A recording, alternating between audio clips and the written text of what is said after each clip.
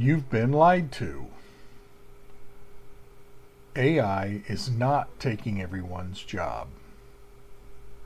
That's the headline. But it's not the full story. You've seen the predictions. No job is safe. White-collar work is over.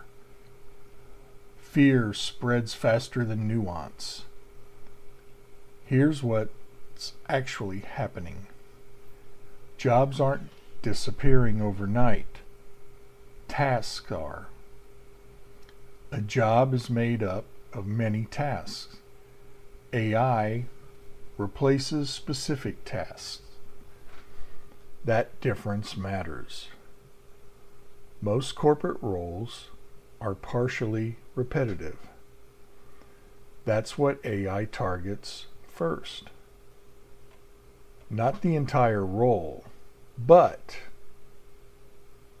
if half your job disappears, you start to feel replaceable. And here's the real danger. If AI removes 50% of your workload and you don't expand into higher value work, your perceived value shrinks. And shrinking value gets cut. But here's the opportunity.